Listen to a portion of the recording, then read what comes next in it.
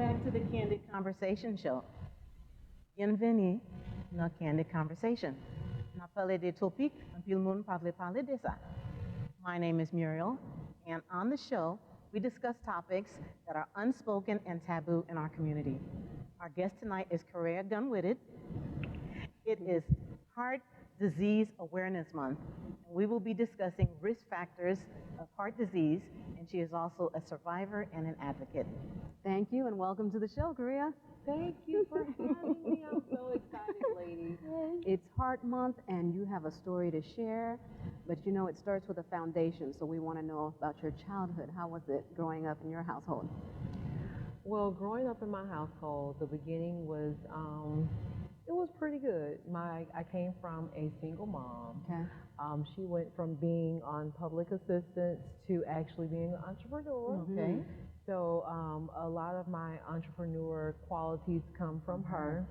My dad is from the island, so you know I had a very good childhood with traveling to Antigua. Island girls. Yes, the different food. So on that end, it was really good, but everything wasn't perfect. Of course. My mom remarried when I was a little older, and my stepfather suffered from mental health untreated. Okay. So that's a lot. Yes, it is.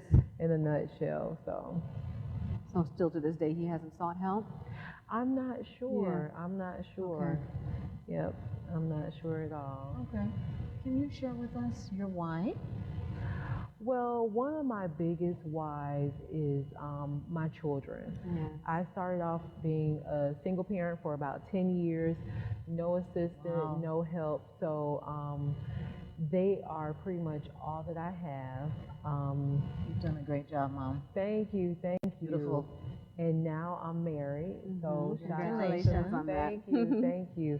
We're a little over a year. Awesome. But my biggest why was I felt that being the fifth person in my family diagnosed with heart disease, and one of the main reasons of my diagnosis is my genetic pool. Okay. So with that being said, I felt like no one else really had the voice to speak up about heart disease.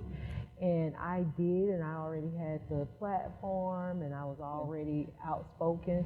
So I felt that I should share with, other women and other people exactly what's going on. We're glad you're doing that. Thank you. I appreciate it. Yeah. Tell us a little bit about your story, though, with heart disease.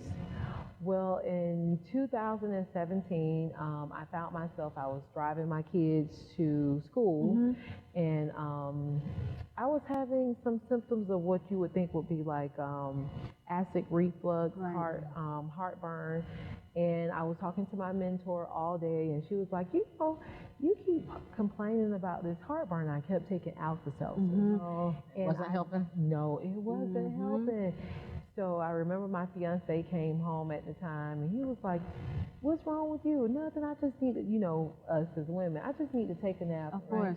Rest, and I took a nap. But I remember the entire time when I kind of realized, okay, something is going on, I kept telling myself, let me pick my kids up from school. I'm going to pick them up from school because no one else is on the list to pick them up. They'll be home safe, get them fed, and then when he get home, I'll figure out what I'm going to do. Woke up with a fever from taking a nap, and he was like, let's go. Fever, right chills, and I was having contractions in my chest. Like, I guess they ruled it out that I did not have a heart attack, but I was having contractions. You know how they come in and then they release. Right. That's what was happening. When I got to the hospital, I kind of told the hospital, I have acid reflux, just give me the shot. And the doctor was like, okay, as black women, we self-diagnose. All the time. So I told the doctor, I know what's wrong with me. Listen, let me help you. We can make this real quick. I'm ready to go. You ready to go? I'm hungry. Right. And so the doctor said, because of my family history, he wanted to do one more chest x-ray. He said, give me an hour. I was ready to go. They were getting ready to discharge me, and he came back. They had my discharge paperwork, and he came back. That was nothing but God. Right. And so he came back, and he found something, and he wanted to admit me in the hospital. I have never been admitted in the hospital outside of having babies. So I was like, huh, what? So I found out later on that it was coronary artery disease, and I thought my life was over. Mentally, I remember Altamount Advent Health, Altamount Springs. They were doing remodeling, and my window was facing the remodeling area of the hospital. And I remember just trying to look past the construction for the trees, you know, just trying to release the stress, and I couldn't, and I just kept staring right down at that construction area. But in my mind, you know, I started planning. I canceled my wedding in the Bahamas. I was getting married in the Bahamas. I canceled my wedding. I sent a text to all my bridesmaids, told them that at this time I'm not having a wedding. I kind of went into panic, yet not frantic. So I wasn't like, oh my God, I'm dying. I was more like, I had my book and I was just checking off my checklist. But they didn't tell you that you were dying, though. That's just how you... They didn't tell me, but my mother died from it. You know, my mother died from it. 2 of my aunts died from cardiac arrest. So at this point, I'm like, all I have is 3 people prior to me, and they're all gone. So it was like, listen, you don't want to leave how they left. You want to be prepared. So I just started trying to line things up, and get things ready. I know your kids were number one on your... They were number one. They were number one. And you told them what happened? I told them, but I waited for my girlfriend. She's a doctor, Dr. LaToya Wells. I waited for her to come over, and she had a family meeting with my fiance and my 2 kids, and kind of explained to them, because when I came home, I was on 3 different insulin. Altogether, I had 13 medications. So you have diabetes as well? Well, I'm always going to be pre-diabetic, but because of the weight loss, I'm no longer insulin dependent or pills. Thank Very God. good. Yeah, God is good. Congratulations. So, yes. So when I came home, she had to help the kids to know, hey, if your mom get lethargic or dizzy, this is So she did that, but I never really gave them, hey, this is what your grandmother passed from. Oh, you never this explained is what it. Not that, to that extent. Right. So how did they feel? How did you feel about the condition, and how did the kids feel getting the information from your doctor friend? The kids really didn't show much emotion. They, you know, we're very close, but they just, you know, they went along with their lives. My son, Grace, slipped a little bit. He was concerned. He was concerned, but to be honest with you, I recently just got a true feel of how my son feels about the disorder, the diagnosis. Really? Probably, I want to say a couple, maybe a month or 2 ago. I wasn't feeling well, and I was in the bed, and I told him to bring my medicine. And I told him, bring me all the medicine in the medicine cabinet that says my name. And when he brought it, he put it on the bed, and he said, Mom, there's got to be another way. All these 3 pills. years. Yes. And this year make 3. This year I made 3 years. And that's the first anger or true emotion I witnessed. He said, Mom, it's nothing else they can do. Like, why do you have to take all these meds? You know, we got to figure something out. So what are some of the life changes that you've made? Well, one of the first things is that I changed the way I was eating. Exercise. I started walking.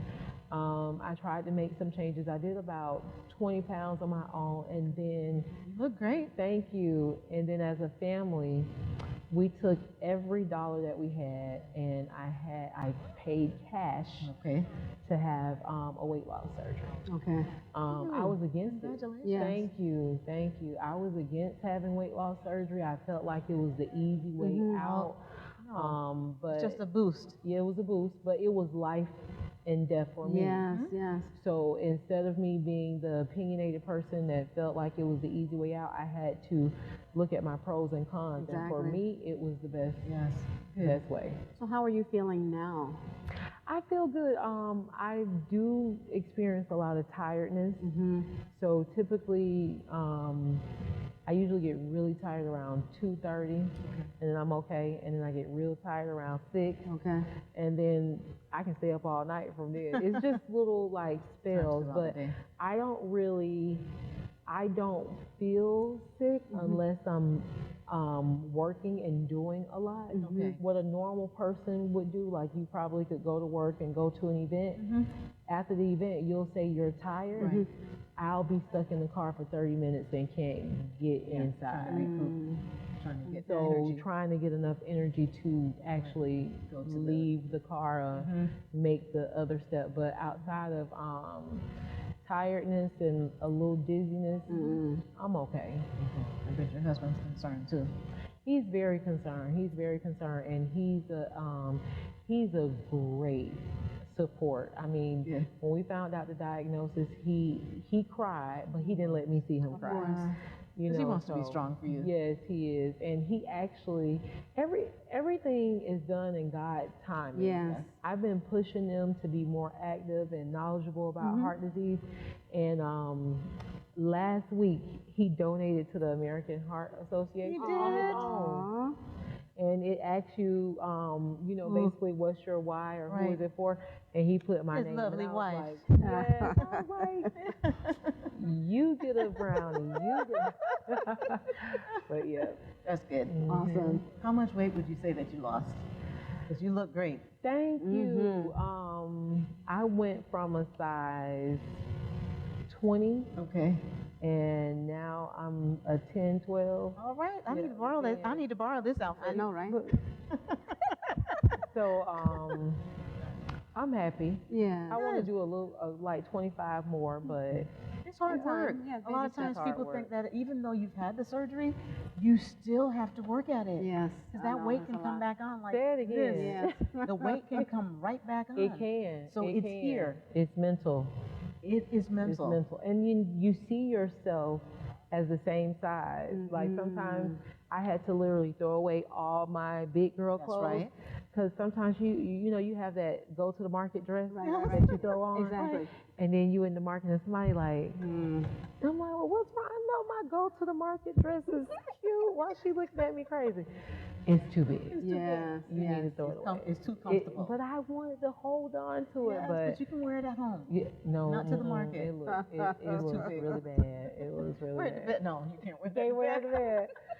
Can't wear it to bed. can't wear This it to ring bed. might leave. So. With what you know now and what you've gone through, what would you say to encourage somebody that's going through the same thing? I think the biggest thing is to know your family health history. Yes. And just because you look good on the outside, I grew up really huge with my mom saying, hey, it's 12 o'clock, get up, put on some clothes, you can't walk around the house in your sleepers. Right. So image on the outside, I've always done really well with, painting my face and Absolutely. having my hair together. I think the biggest thing is knowing your family history, knowing what's going on the inside of your body, and paying attention. If you know your aunt had diabetes and your grandparents had diabetes or cancer, then talk to your doctor about it. Don't go to your doctor appointment and be like, oh, man, what's your family history? Have you ever had someone who had a stroke and you just like, no. Right. No, take the Yes. time, check off your truths, because it's still a part of your genetics. And if they diagnose you with, like they say, pre-diabetic, I was diagnosed as a pre-diabetic in 2012. I would lose a couple pounds, come off of metformin, gain a couple pounds, get back on metformin. So it was a yo-yo. During that time of me not properly handling the pre-diabetic and then diabetes, diabetes can offset the type of heart disease I have, which is coronary artery disease. Okay. So it can help build the blockage. They're like sister diseases. They go hand in hand. So if you're diabetic and you're watching this and you don't know what to do, you have to get your diabetes under control. That's number one. And hypertension. Absolutely. And that's what I was going to say. Hypertension, for whatever reason, people do not think that that is a form of Heart They don't get it. They don't get it. Our whole family, And everyone. my parents, my brother, my sister, all of us have hypertension. That's because It's it's controlled, Creole food. That's right, girl. That's right. But thank God it's under control. It's all Yes. control. We take medications for it. But people do not want to believe They don't believe that is heart disease. Yeah. Well, the thing is that hypertension, untreated, leads to heart disease. It's the right. gateway. That's right. You can't have heart disease without hypertension. Right. So, and a lot of people don't know either, but being on hypertension medication for a long period of time can actually affect your valve. Correct. And sometimes when you do how can I say it, ultrasound of the heart, it can almost look like you had a heart attack. Right. But people have to take their health serious. Have to. I don't care how you look. A lot of people don't really accept or believe that I have what I have because they look at the outside. Of course. Right. The outside looks great. Yeah, and your diagnosis has no look. No. Right. There are people who go through chemo and have breast cancer who never lose their hair. Right. So you can't say, oh, you don't look sick. It doesn't matter. I don't look sick, but the doctor is looking at this paperwork and He he's says saying, I am. Yes. He says I am. All the results say I am. Yes. Yep. It's just, bottom line, it's important to take care of yourself. Yes. And I see it every single day. I'm in healthcare management Oh, wow. for Advent Health. And I work the cardiology division, and I see all types of things all day. People on, pacemakers, people getting stents, having, I see everything all day. And it's not just the older people. A lot of people think that it's the older people that have heart problems or have heart disease, and it's not. You Yeah. have 18-year-old, we only see adult 18 and up, but 18-year-old, people that were born with heart issues. So it's just important to take care of yourself. I don't care how good you look on the outside. It doesn't matter. You need to take care of yourself. Go to the doctor, get a checkup. Yes. And there are forms of heart disease that that you can develop as a child, and you can develop out of nowhere. And there are some that are preventative. Correct. Mine is more of one that is preventative. So that's why I advocate so hard, Spread the word. Yeah, Continue to absolutely. spread the word. Did they ever tell you that you'd have to have surgery? Well, the thing is that I currently have 2 blockages in my main valve, 60% apiece. Both of them are, one's 59, one's 60. So once you get to 70, that's when they do stents. Stents. So Open it to clear it. when they diagnose you with this type of disease, it's basically like, hey, you have this, here you go. Right. And take this Take this home. medication, and we just monitor. Okay. So can you imagine in the outer body sitting and waiting for something to Just happen? waiting. It's not a And good I feeling. couldn't do that. Yeah. So I said, you know what? I have to take charge. I can't sit here and say, hey, really the only method to help you is a stent, Right. but you're not a proper candidate right now. So what am I going to do? So I had to take things into my own hands. Yes. Right. And you did that by the surgery, Surgery, eating right, losing weight, exercising. eating right, exercising, and you're showing your children that as well. They're probably eating right as well, watching their mom. Somewhat. I mean, kids are going to be kids. Kids are going to be kids. But They're for the most changing, part, but it took a long time. Yes. and your husband probably as well. It's taken a long time. 'Cause I love fried chicken. Well, I have love air the fatty fryer foods. now. See, so there you go. I know. There you You go. have to try air fryer. I haven't You'll tried like it. You'll love I it. have. Oh, okay. You have one. You have an event that's coming up, and we want to know a little bit about that.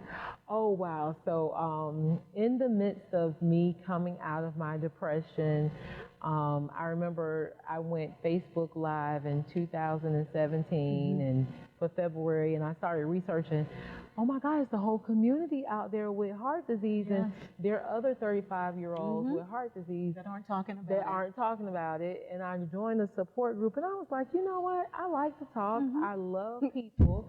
I know a lot of sister friends. So let me talk about So let's talk about it. So my first event was going live for heart disease, heart awareness. And then last year we did our first event. We planned for 35. We got 55. So God is Standing room good. only. Yes, it was standing room only. And then this year we've already doubled that in ticket sales. Wow. So we're forward to it. expecting 200 people this year. We have a bigger location. Can you imagine 35? We made a mistake and left Eventbrite open. Right. So people were still coming to the door and buying their ticket on their phone, you know. This It was is open. this is an internet savvy generation. So this year we've partnered up with Something Fishy in Apopka. Okay. They're providing the food. Martin Ridge Apartments, they're wonderful. providing the venue. Wow. You're going to be on our panel, so that's we're so right. excited for that. Come out. Yes. Right? They can still buy tickets? You can still buy Buy tickets your ticket. at healthystart2020.eventbrite.com. healthystart2020.eventbrite.com. Yeah, We'll put it on $15. It's $15. See? My You goodness. spend that at Mickey D's. Exactly. So we're going to have recipes, be great. wellness checks, fitness information, health vendors, Wow. beauty vendors, mortgage there. lenders. It's going to be anything have that to you be need in there. your life is going to be There. there. Yep. How would you, with everything that you know and everything that you've been through and currently going through, how would you encourage someone else, someone out there to take better care of themselves, or better yet, get themselves checked? Mm-hmm. Prevention is better than a cure.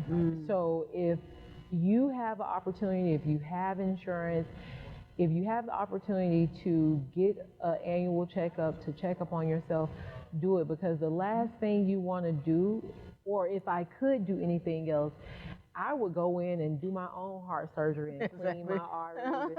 You know, because when I first got diagnosed, I was like, you can't take nothing, just put it through, rub it out, and, clean the A little pipe. toothbrush, like you do when you brush in your my teeth. mind, I was like, they should just lightly brush it with a soft bristle brush. Clean all that out. Yes, but it's not that easy. No. So you don't want to spend. I spent a year researching alternatives Right. to the medication and what I could do. You don't want to waste your time like that. So listen, if you think you have an issue, if you think something is going on, go get yourself checked right. out. Absolutely. Take care of yourself. Don't be selfish. Like, Right. you never want your family to be here to have to worry or cry about you. So do whatever you can. If I could go back and change the hands of time, I would have lost the weight earlier, 10 years ago. Yes. I would have kept the weight off. It happened so quick, yeah. too. It did. Because It everything did. tastes so good, and it happened so quick. Well, it was more of genetics for me. Okay. So even though I was overweight, my numbers didn't add up for me to have what I have with my blood work. But my mom had it, and so you could get away with doing much more than what I could probably. But because I work out 4 days a week. I have to. know, but I'm just saying, like, genetically, Genetic-wise. you could probably get away with more than me, but because of those little genetics, hi, Exactly. Carea in the background, Yeah. it just, my body turned things differently because of the diabetes. Yeah, so it's here, we're dealing with it. Well, we're prone to that as well, because my father was diabetic. Oh, wow. So you have to really keep your weight under control, and yeah, it's hard. It is. I'm excited about this event. I am. We're gonna have so much I fun. can't wait to be on the panel with you. Yeah, we're gonna have fun. And then, listen, everybody, convince Ruby to be our red carpet host. That's right. She can do it. Help me out. Help me out. She can do it. Tell the audience how they can get in contact with you. So if you're interested, and at this point we have 14 vendors, so we're not accepting any more vendors, but we are accepting sponsors and people who want to just attend. So the tickets are $15.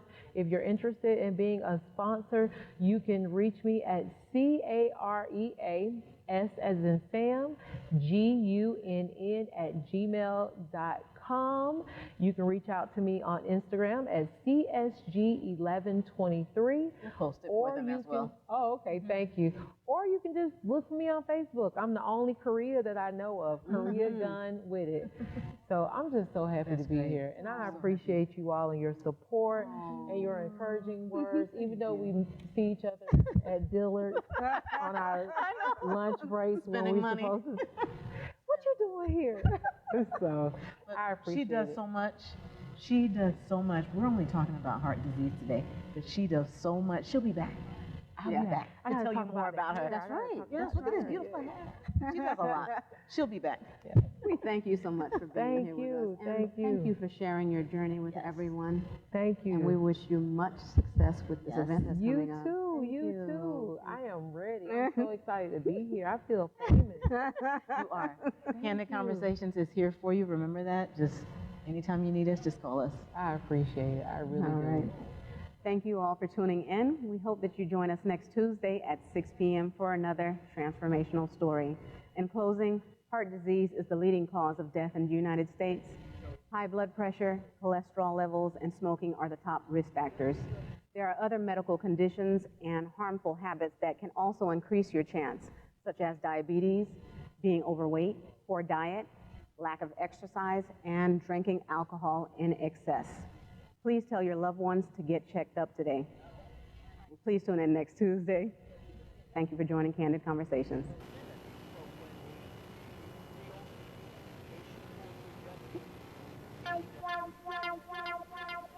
Wow.